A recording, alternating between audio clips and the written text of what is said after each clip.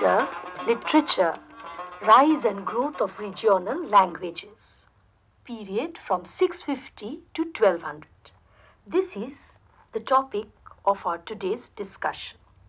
Now, what is first language and literature? From the very beginning, this thing is to be kept in mind that language and literature are closely connected. Language presupposes a particular speech community, and that speech community in turn presupposes a territory where they live in. Language is related to one's thought and feeling. Then what is literature? Literature is the mirror of the age in which it flourishes.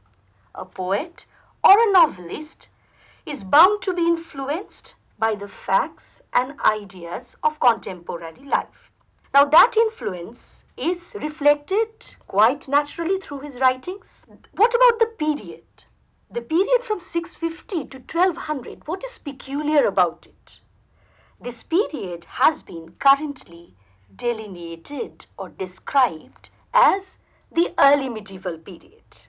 It was marked by an unprecedented growth of a regional identity, and that is its peculiarity. Yes? Ma'am, how do you come to know about the growth of this regional identity? Very good, a very good question. And well, in one sentence, the answer can be given that this marked growth, this unprecedented growth of regional identity was visible in almost every sphere, every domain, polity, society and culture. Another thing is that this early medieval period was a period between the early historical age and the medieval periods of Indian history. Now we will be discussing as a background, a close perusal, a close study of a survey of available literature on the subject. Here the names of some books you can take down. One by Brojodulal Chattopadhyay, The Making of Early Medieval India. The other by the eminent historian R.S. Sharma, Early Medieval Indian Society, A Study in Feudalization. Another edited work, we have a very interesting, a readable work, that is a source book of Indian civilization.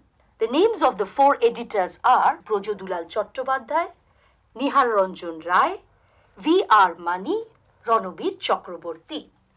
Now all these works, they proclaim the emergence of several regional polities, regional kingdoms during this time, some of which assumed imperial proportions, meaning emerged as empires. Now quite naturally, the coexistence of these regional powers resulted in military conflicts, and what is once again peculiar is that always military conflicts, military exploits or warfare did not bring about territorial expansion. And some of these powers, such as the Palas and Senas of Bengal and Bihar, the Gurjara Pratiharas of Malwa and Rajputana, the Rashtrakutas of the Deccan, and finally the Cholas in the far south, all remained rooted to their respective regions. You are asking about that regional identity, an unprecedented growth of regional identity. So it must be clear by this time that in the domain of polity, that was quite distinct, quite clear. Now what about the economic sphere?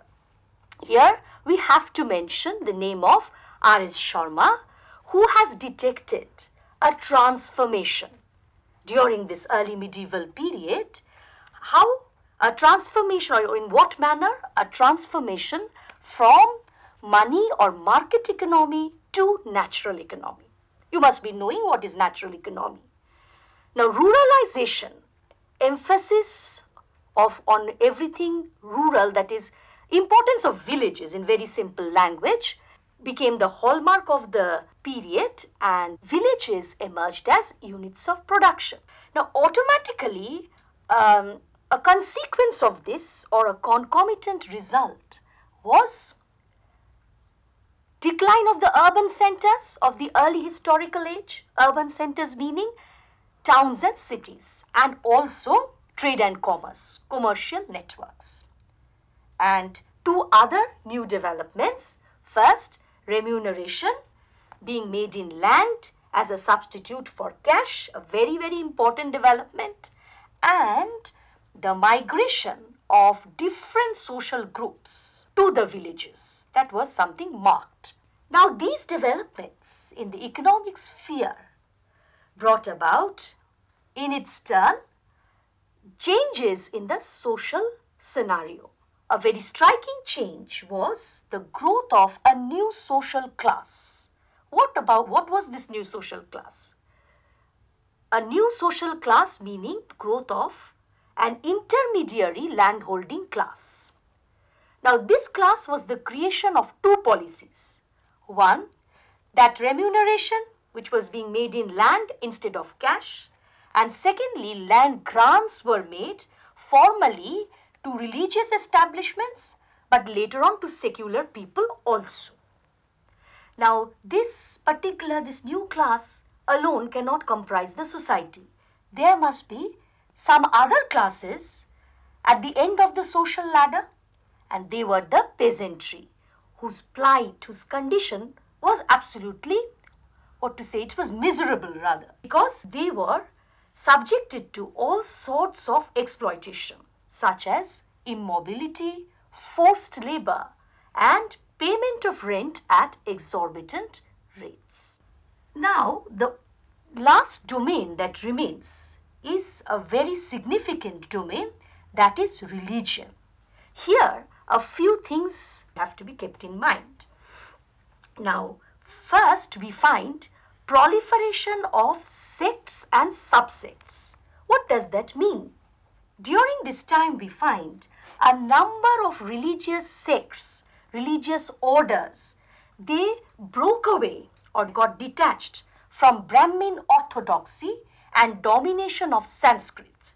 They wanted to bring about a popular religious awakening by giving the common people simple forms of worship through their own language. Without language, you cannot communicate with anybody. So that is very vital. So herein lies one factor why we come across the growth of regional languages or vernaculars during this particular period. Another thing is the domination or coming to the forefront of two things. One is bhakti. Bhakti movement was a phenomena of this period, and it was very much noticed in South India. And we come across the huge corpus of devotional literature of the Vaishnava Alvars. The Vaishnava saints in South India were known as the Alvars, and the Shaiva saints were known as Nayanars. The third factor or the third thing to be mentioned is also the importance laid on Shakti. What is Shakti? Shakti meant coming to the forefront, to the limelight of so long dormant forces. Here we find that some local cults, peripheral deities, they started coming to the limelight. They emerged as important cults, and herein also we find growth of regional identity. For example, Kamakya in Assam, Viraja in Orissa, Aranyabashini in Rajasthan. Just to cite a few examples. So in this way we find that in different domains, more or less, regional identity, the question that she had put up, that particular thing became visible.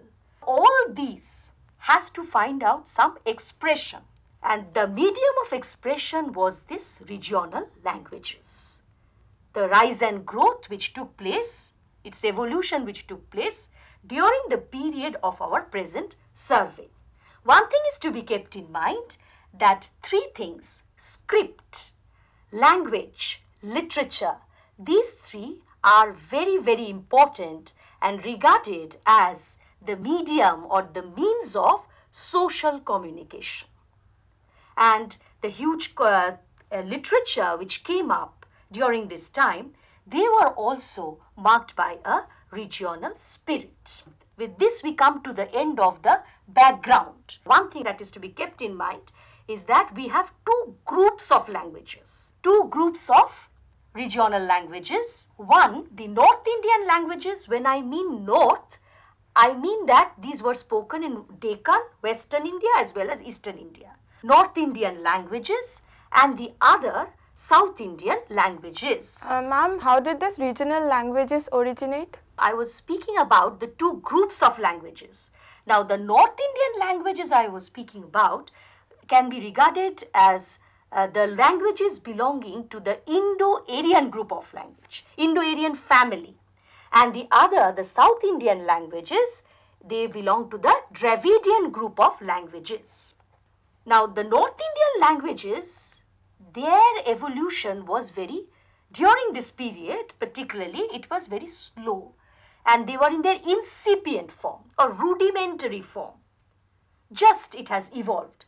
But compared to that, as it will be evident from the course of our discussion, that South Indian languages belonging to the Dravidian group, they had emerged, they had evolved or grown comparatively in an earlier age, and during this time they had attained the stage of maturity.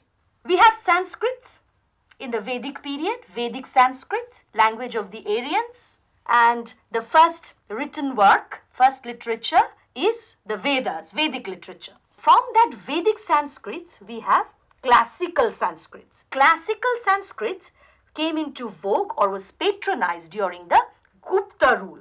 Classical Sanskrit gave way to four Prakrits spoken in four different parts of the country. One was Magadhi, spoken in Magad region, Shaurosheni in Mathura region, Poishachi in northwestern part of the country, and Maharashtri in Maharashtra region. Now, these Prakrits later on degenerated into another form, and that is called Apobhramsho.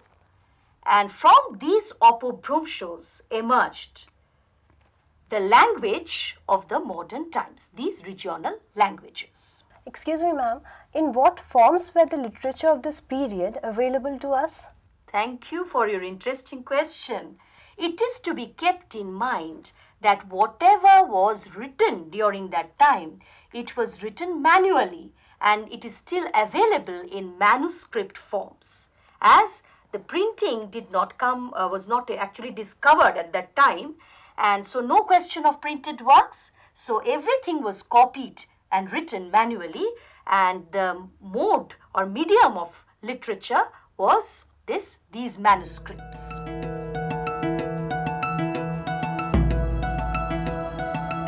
The earliest specimen, once again, of the early Bengali language, which was called Gauro Prakrit, was the Chorjapad. Now, what were these Chorjapads? You can make out from the very word pod that these were compositions in verse, not prose. Composed by whom? By the Buddhist monks belonging to the Mahayana sect of Buddhism. And these Buddhist monks, here when they came in Bengal and Bihar, they received the patronage of the Buddhist Pala kings. They composed several verses, the Chorja Gitis, hymns, and through these Chorja Gitis, they actually they wanted to reveal the secret of their religion, philosophical discourses, ethics, morality, and the like. Soon after the Pala rule ended, or the Palas gave way to the coming of the Senas, a change took place. Now, who were the Senas? They were patrons of the Sanskrit knowing Brahmin Pandits. Quite naturally, the importance of the Buddhist monks was reduced. They were persecuted, and we find during the Sena rule some important Sanskrit works such as Geet Govindam of Jayadev, Pavan Doot of Dhoi, and a very famous work you must all be knowing, Ramcharit of Sandhya Karanand.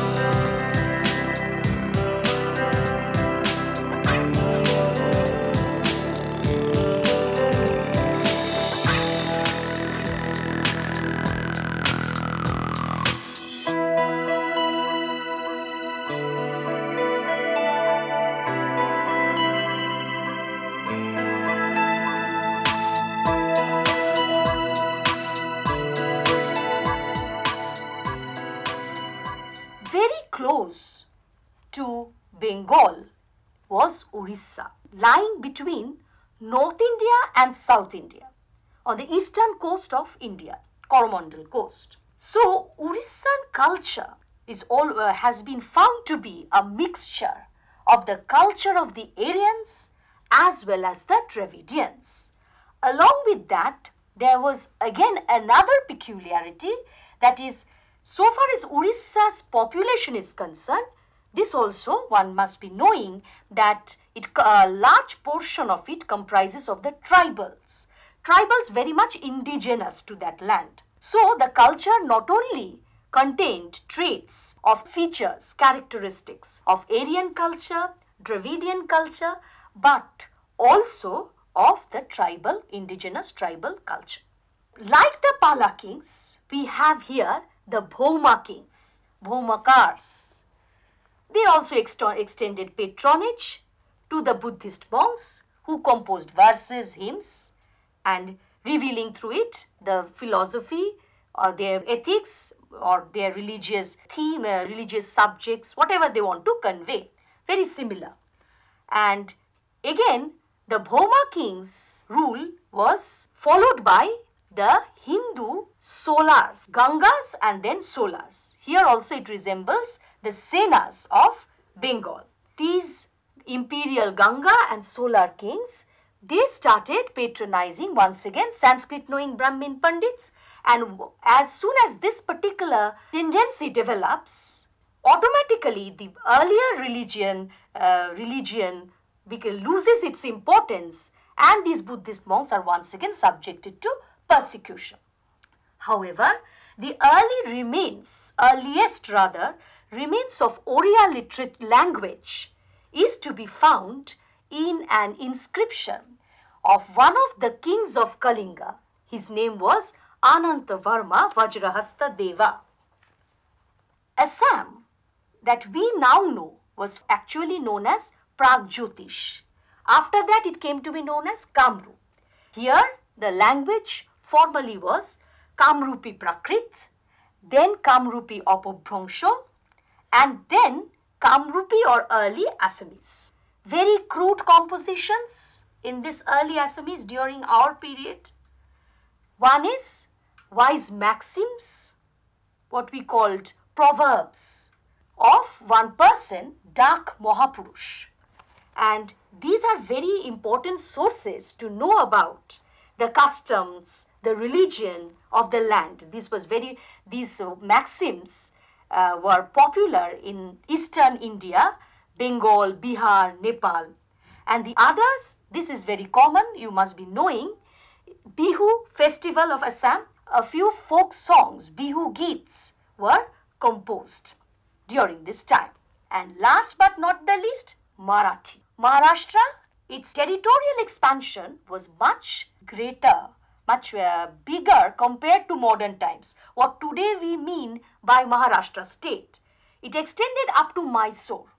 And Maharashtra, this land of the Marathas, was ruled by the Rashtrakuta kings for more than 200 years. And they were great patrons of art, literature, men of letters, but they only patronized Sanskrit knowing Pandits. Because early Marathi began quite late in the 10th century, and this early Marathi can be found on the foot of a huge monolithic statue at Shravan Belgola of Saint Gomateshwara. That is the first specimen of Marathi language. Later on came the Yadava kings, several types of literature we come across. There were eulogies of kings, praise works, praises of kings. There were devotional literature, religious works, philosophical discourses. One such work was Mukunda Raj's Vivek Sindhu.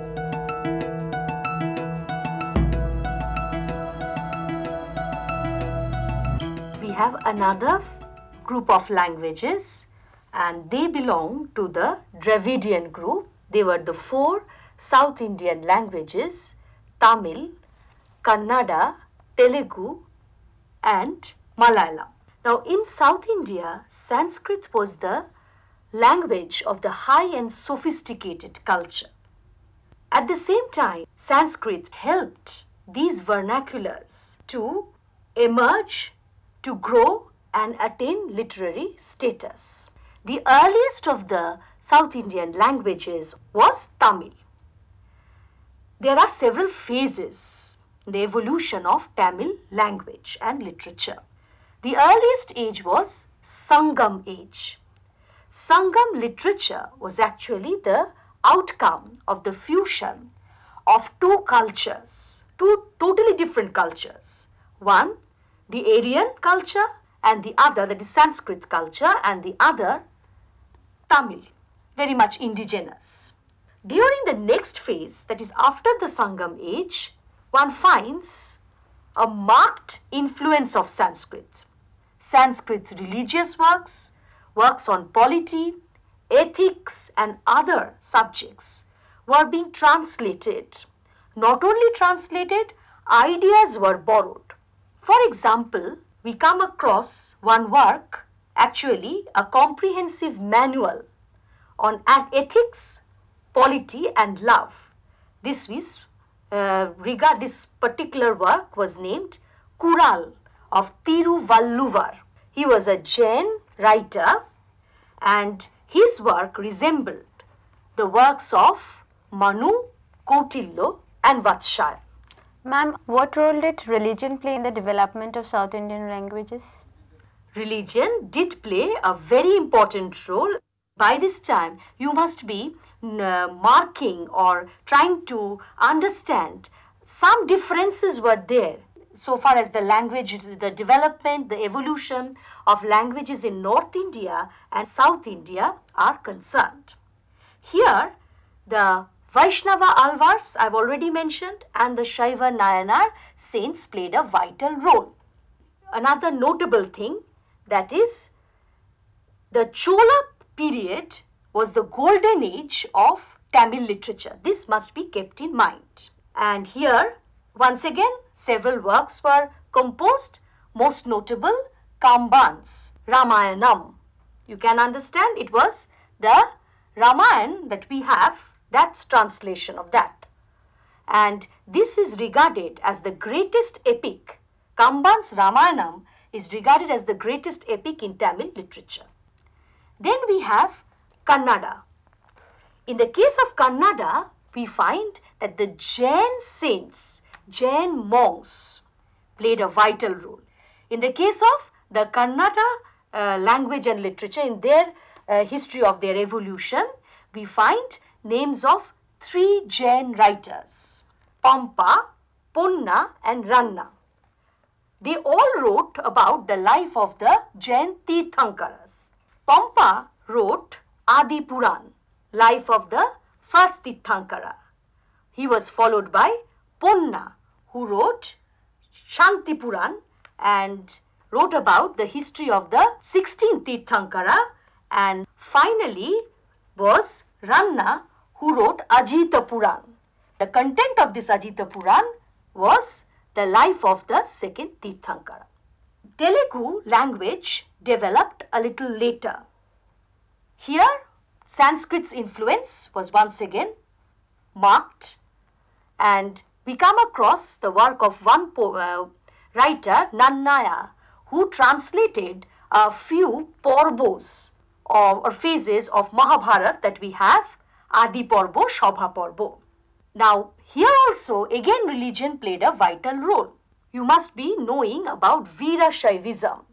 This particular religious sect developed in the Telugu country in the 12th century, and several works were composed by these men of the religious order, and the name of one such saint was Mallikarjun Pandit, who wrote Shiva Tattva Sharan. It contained what is actually the philosophy of this Veerashaivism in 500 verses.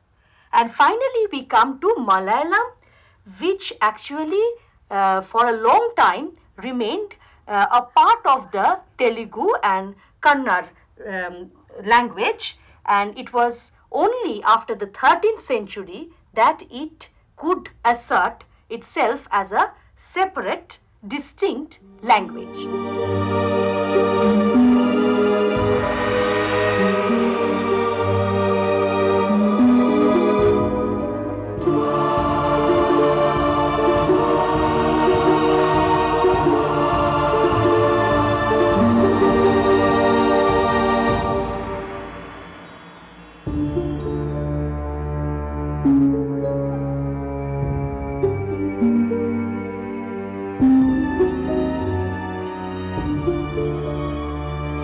Thank you.